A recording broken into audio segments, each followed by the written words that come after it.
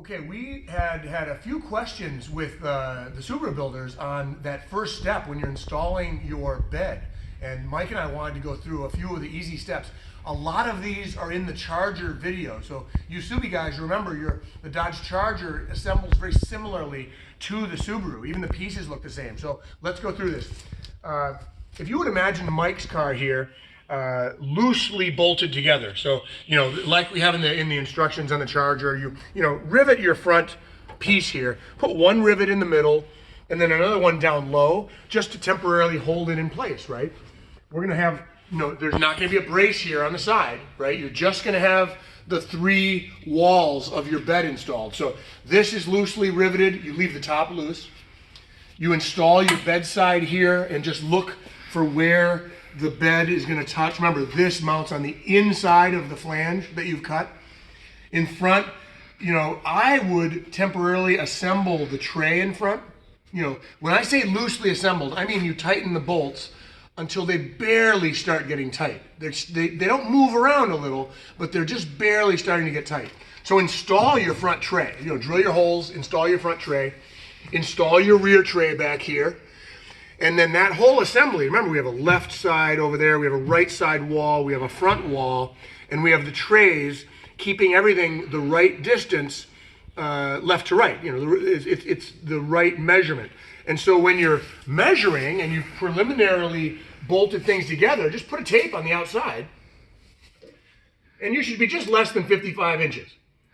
Mike's here is 54.875, so that's 54 7/8 inch on Mike's particular car here, in the front. And then just go to the back and make sure you're close. Meaning, if you're 54.875 back here and you're 54.875 up there, you're good. The problem may arise where you go back here and it's either too wide or too narrow when you loose fit everything, right? That's usually, let's go over to the other car, Mike. That's usually something like this. And we happen to have the wrecked Subaru Impreza still here. So this is your, you guys that are cutting and building them, this is kind of what your tower is looking like after you rough trim it, right? Check this out. You've got some really thick, gnarly pieces of metal here. This right here, any of this can be holding your bed too far in and crimping the back of the bed. So if your bed is angling in the rear, it's usually something here, from the tower. Mike and I, when we build it, we like to put a 2x4 between the two towers, while we're building at this stage, and it just makes us feel better about knowing that the towers are the right distance apart. But in general, front wall goes into place. You kind of screw it or clamp it together with your side piece here. Leave everything loose. Install your side, install the other side, and check this gap. This is it, right? This whole flange here, you'll see if something is sticking out away from the gap or if it's way tight, you'll be able to tell by just looking at it. So take your light and follow the flange and look for areas. One more area, Mike, up here. This is the door opening, this is the rear door opening here. This is we take this bar,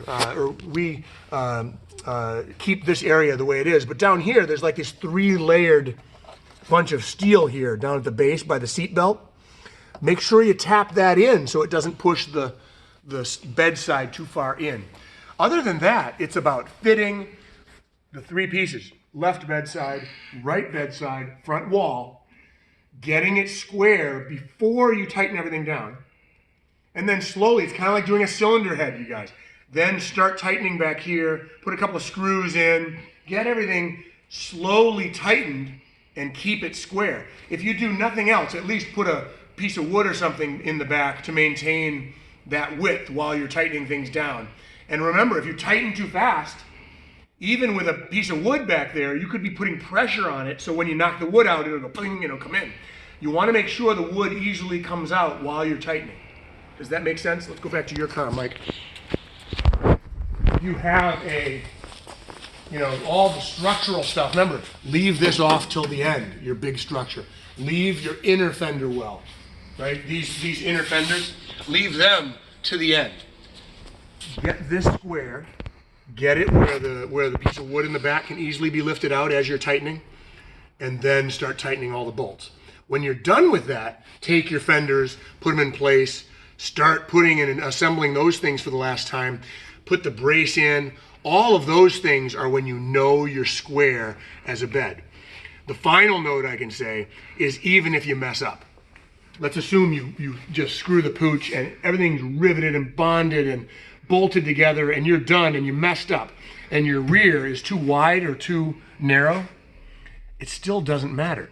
The body lays on top of this edge and can completely adjust itself in and out to fit the door up front, right?